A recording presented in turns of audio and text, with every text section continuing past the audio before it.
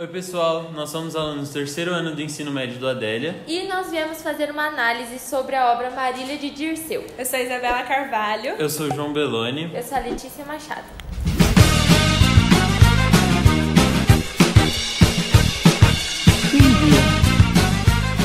Bom, para entendermos a obra, precisamos saber sobre o autor.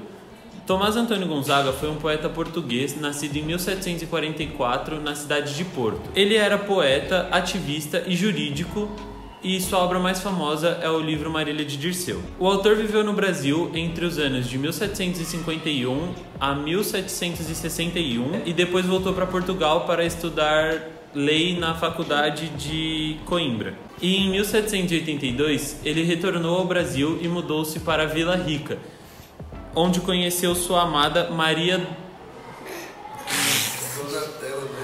Doroteia. Eu não consigo falar Doroteia. Mano, tem um enchendo a boca igual um balão, velho. Doroteia. Essa eu vou deixar. 50 segundos Tá, pra E em 1782 ele retornou ao Brasil e mudou-se para Vila Rica, onde conheceu Maria Doroteia.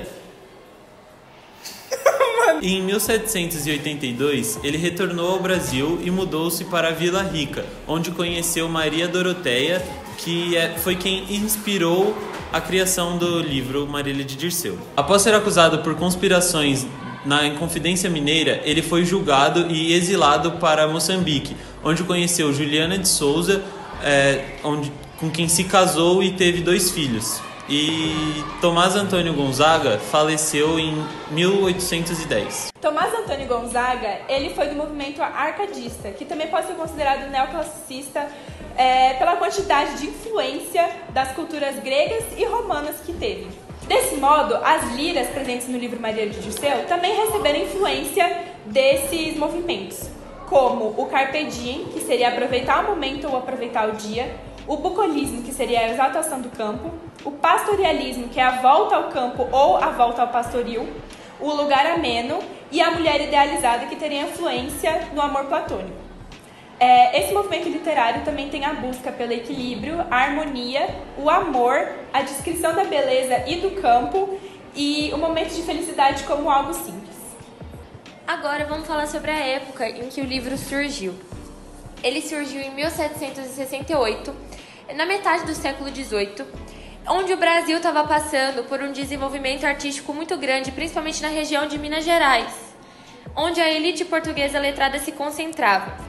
E essa elite portuguesa trouxe várias influências de fora até aqui, inclusive o livro Marília de Dirceu. O Brasil estava passando por uma intensa colonização, enquanto a Europa estava passando por um processo de ideias iluministas e neoclassicistas. O livro começou a ser escrito em 1788 e foi publicado em partes a partir de 1792. Ele possui valores do arcadismo, que é a valorização do cotidiano, a valorização da vida pastoril e da vida simples, e a objetividade e exaltação de elementos da natureza. Agora sobre a história do livro. A história está interligada com a história de vida do autor. Muitos pesquisadores e historiadores dizem que Tomás Antônio Gonzaga colocou elementos no livro que representavam a sua própria vida. Por exemplo, a parte em que ele declara o seu amor para Marília, que ele fala de como ele se sente estando ao lado dela. Muitas pessoas associam a Marília à esposa, à noiva dele na época, que seria Maria Doroteia. Eles falam que é um pseudônimo que ele colocou no livro para representar a sua própria vida ali.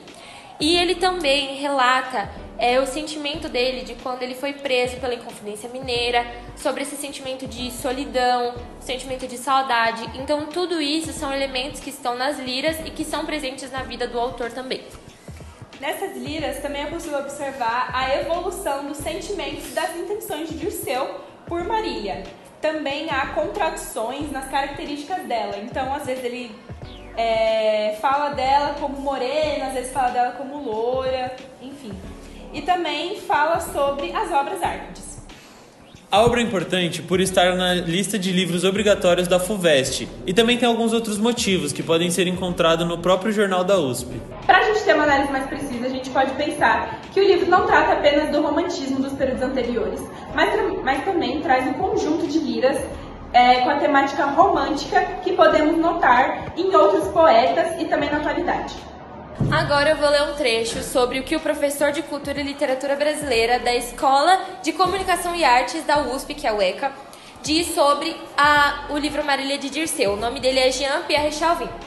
Ele diz: deve-se celebrar a presença dessas e de outras obras anteriores ao nosso mundinho digital, devido à sua qualidade literária e ao seu interesse como documento histórico de uma sociedade do antigo regime, cujas regras não são mais aquelas que seguimos, embora tenhamos nossos costumes e convenções também.